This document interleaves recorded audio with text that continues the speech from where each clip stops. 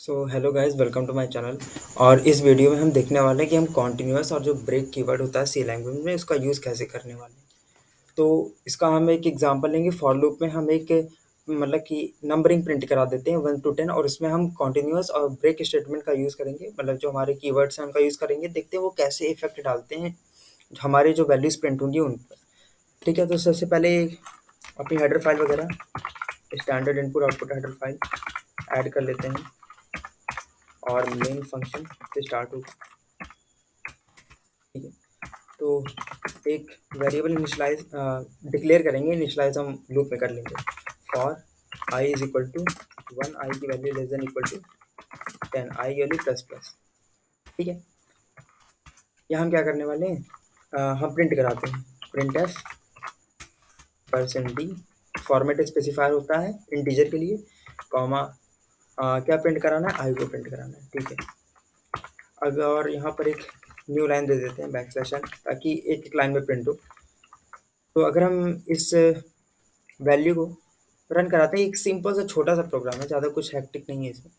पा रहे हैं 1 to 10 हमारी सारी वैल्यूज प्रिंट हो रही हैं। ठीक है, हमने ना कोई कंटिन्यू का यूज़ किया ना ब्रेक का यूज़ किया। अच्छा, मान लो मैं यहाँ क्या लिख देता हूँ कि अगर इफ इफ स्टेटमेंट का क्या यूज़ होता है, जो कंडीशन हम या एक्सप्रेशन उसके अंदर देते हैं, अगर वो एक्सप्रेशन ट्रू है या कंडीशन फुलफिल हो रही है, तो इफ के अंदर का जो ब्लॉक होगा, जो कोड ब्लॉक होगा, वो प्रिंट कर दिया जाएगा। तो हम बोल देते हैं कि अगर आई की वैल्यू जो है ना, अगर वो 4 हो जाती है, आई इज इक्वल टू 4। ठीक है, अगर ऐसा होता है तो आप ब्रेक मार देना। अब देखते हैं इससे क्या होता है। ठीक है, मैंने रन करा है दोबारा, देखते हैं अभी कहाँ तक वैल्यू प्रिंट होती है हमारी। तो 1 2 3 4, केवल हमारी वैल्यू 4 तक गई। अच्छा, 4 तक क्यों गई? क्योंकि मैंने क्या बोला कि अगर वैल्यू 4 हो जाए। अच्छा, पहले फ्लो देख लो कैसे जाता है। हम आई इक्वल टू 1 पर आए, चेक किया कि क्या आई की value less than equal to 10 है, सही है। उसके बाद हम गए अपने फॉर लूप के अंदर ब्लॉक में गए, हमने क्या किया, प्रिंट एफ करा दिया, आई की वैल्यू प्रिंट करा दी हमने। उसके बाद हम चेक कर रहे हैं कि क्या आई की वैल्यू अगर 4 है तो ब्रेक कर देना। तो ऐसे 1 के केस में प्रिंट हुआ होगा, 4 नहीं थी, ब्रेक नहीं लगा। 2 के केस में भी हुआ होगा, 4 नहीं मैच किया, कुछ नहीं हुआ। 3 के केस में गए तो भी नहीं हुआ। 4 के केस में क्या हुआ, चूंकि हमने पहले ही वैल्यू प्रिंट करा दी और बाद में चेक कर रहे हैं, तो इससे क्या हुआ, वैल्यू 4 प्रिंट हो गई और उसके बाद क्या हो गया, वैल्यू प्रिंट हो गई और उसके बाद चूंकि आई इज इक्वल टू 4 था तो ब्रेक लग गया। अगर मैं इसी प्रिंट एफ स्टेटमेंट को बाद में लिख देता, इस इफ स्टेटमेंट के बाद, तो क्या होता, केवल 3 तक वैल्यू प्रिंट होती। क्योंकि जैसे ही ये ब्रेक आएगा ना, हम तुरंत फॉर लूप से बाहर निकल जाएंगे। फॉर लूप से बाहर निकल जाएंगे, और अगर इस फॉर लूप के बाद भी कोई अगर हमारा कोड होता तो वो रन करने लगता। अब देखो मैंने क्या किया, मैंने यहाँ पे क्या किया है, मैंने प्रिंट एफ को बाद में लिखा है, अब 1 2 3 केवल प्रिंट होने वाला है। इसे रन कराते हैं,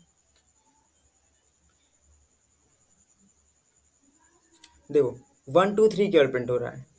तो हम समझ गए कि जो भी कंडीशन हम देंगे, अगर हम ब्रेक यूज़ करते हैं तुरंत वो बाहर चला जाएगा। अगर आप कंडीशन को देना चाहते हैं तो भी ठीक है।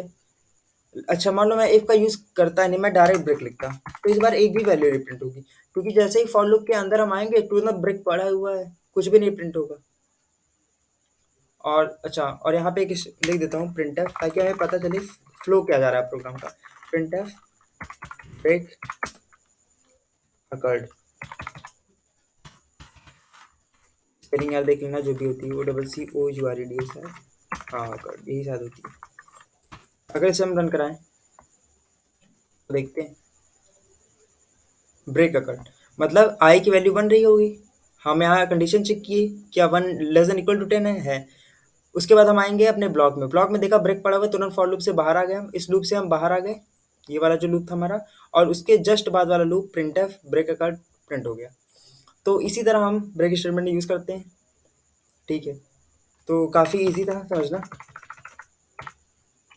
अब हम क्या करते हैं, अब आते हैं हम कंटिन्यू स्टेटमेंट पे। कंटिन्यू को कैसे यूज़ करते हैं, कंटिन्यू। ठीक है, मान लो मैं इसी ब्रेक की जगह ना कंटिन्यू लिख देता हूँ, कंटिन्यू। ठीक है, मतलब कि मैंने क्या बोला, कि मैंने ये बोला है कि आई है, आई की वैल्यू 1 से स्टार्ट होगी, ये लूप मैं 10 तक चलाना चाहता हूँ। और मैंने बोला कि अगर आई की वैल्यू 4 हो तो कंटिन्यू कर देना। ठीक है, देखते हैं क्या करता है ये। रन कर दिया कोड को मैंने यार। हाँ, तो क्या कर रहा है, 1 2 3 5 6 7 8 9 10, लेकिन इसमें देखो इसने 4 को स्किप कर दिया। अब समझे? मतलब कि जो ब्रेक है ना, वो हमें पूरा लूप से ही बाहर निकाल देगा, अगर जो हमारी कंडीशन फुलफ़िल होती है तो। या हमने अगर डायरेक्ट ब्रेक का यूज़ किया तो भी मुझे क्या कर देगा, डायरेक्ट निकाल देगा लूप से। जैसे हमने यहाँ क्या पहले किया था कि अगर i की वैल्यू 4 होती थी, तो हम ब्रेक मार देते थे, तो केवल 4 तक वैल्यू प्रिंट होती थी, या 4 से पहले तक, वो डिपेंड करता था कि लूप मतलब कि हमने ब्रेक कहाँ यूज़ किया, प्रिंटफ के पहले या प्रिंटफ के बाद में। लेकिन कंटिन्यू में क्या होता है कि जिस जिस आइट्रेशन पर, आइट्रेशन क्या होता है, जैसे आई की वैल्यू 1 हुई तो फर्स्ट आइट्रेशन, 2 हुई तो सेकंड आइट्रेशन, मतलब कि जो nth वाली आइट्रेशन को के ऊपर हम कंटिन्यू की कंडीशन लगाएंगे, वो वाली आइट्रेशन मिस हो जाएगी। जैसे हमने क्या किया कि अगर आई की वैल्यू जब 4 हो जाएगी ना, तो कंटिन्यू कर देना, मतलब कि वो वाली आइट्रेशन मिस कर देना, मतलब कि वो वाली वैल्यू को प्रिंट ही मत कराना। मतलब जो भी कंडीशन होगी, यहाँ पे हमारी कंडीशन है प्रिंट कराने की, तो हम चाहते हैं कि प्रिंट हो, लेकिन हमने बोल दिया कि जब आई इज इक्वल टू 4 हो तो कंटिन्यू कर जाना। मतलब कि जब आई इज इक्वल टू 4 हो तो तुम लूप में से बाहर निकल जाना। वो दोबारा लूप में जाएगा, लेकिन फोर्थ वाले के कारण, चूंकि हमने 4 वाली कंडीशन पे कंटिन्यू लगा दिया, तो उसके बाहर, उसके बाद वाली जो हमारा कोड है ना, उसे वो देखेगा ही नहीं, वहीं से वापस मुड़ जाएगा फॉर लूप के लिए दोबारा। और अगर मान लो मैं ये प्रिंटफ ये कंटिन्यू के पहले लिखता, तो क्या होता? अब देखते हैं। अब क्या हो रहा है, 1 2 3 4 5 6 7 8 9 10 सारे हो गए। मतलब हमने क्या किया, 4 को हमने प्रिंट पहले करा लिया। और जब 4 प्रिंट हो गया है, तो इस 4 के लिए स्किप करने का कोई मतलब ही नहीं है ना। ये यहाँ 4 लिखने का कोई मतलब ही नहीं है। 4 जब प्रिंट हो ही गया है, तो उसके बाद अगर कुछ कोड लिखा होता तो हम उसे स्किप करना चाहते हैं। जब कोई कोड लिखा ही नहीं है, तो क्या मतलब बनता है? तो हम एक प्यारा सा एग्जांपल था, उसे समझ गए कि कंटिन्यू ब्रेक क्या करता है। ब्रेक क्या करेगा, अगर कोड में यूज़ हो रहा है, तो पूरे फॉर लूप से, या कोई भी व्हाइल लूप या डू व्हाइल लूप आप यूज़ कर रहे हैं, तो आपको लूप से ही बाहर निकाल देगा, अगर आपकी कंडीशन सेटिस्फाई हो जाती है, या अगर आप डायरेक्टली भी यूज़ करते हो। और कंटिन्यू का क्या करेगा कि आपको उस आइट्रेशन, ith आइट्रेशन को स्किप करा देगा। मतलब जहाँ कंटिन्यू यूज़ हुआ है, उसके बाद अगर कोई भी स्टेटमेंट आता है, तो वो उसे स्किप कर जाएगा, दोबारा लूप पे जाएगा। ठीक है? कंटिन्यू के पहले जो रहेगा उसे प्रिंट करेगा, कंटिन्यू पर आएगा, जैसे कंटिन्यू से दिखा, कंपाइलर वापस चला जाएगा फॉर लूप के पास। लेकिन ब्रेक में क्या होता है, इनिशियलाइजेशन पर आया, कंडीशन चेक की, तुरंत आएगा अपने कोड ब्लॉक में। कोड ब्लॉक में वो देखेगा, आ रहा है आ रहा है, जैसे ही वहाँ पे ब्रेक मिला, मुझे ब्रेक मिला, वो तुरंत लूप से ही बाहर आ जाएगा। लूप से बाहर आएगा और वो तुरंत आएगा लूप के, जो फॉर लूप के बाद वाला अगला कोड है, हमारी कोड लाइन है, उसे एग्जीक्यूट करने पे चल जाएगा। तो सिंपल सी बात है, ब्रेक हमें निकाल देता है किससे, जो हमारा फॉर लूप है, हमारा जो भी लूप है, उससे हमें बाहर निकालता है। कंटिन्यू क्या करता है, जिस आइट्रेशन के लिए हमने कंटिन्यू यूज़ किया है, उस आइट्रेशन को वो मिस कर देता है। तो ये सिंपल सा हमारा फंडा था। तो अगर आपको कंसेप्ट क्लियर हो रहा है, तो इस चैनल को यार सब्सक्राइब कर लेना। हम 50 सब्सक्राइबर क्रॉस कर चुके हैं। ठीक है? क्योंकि हमने ज़ीरो से स्टार्ट किया था, तो 50 भी अच्छा एक स्कोर है अभी के लिए। बाद में और भी अच्छे स्कोर बनाने हैं। तो please like share and subscribe this video, and thank you very much.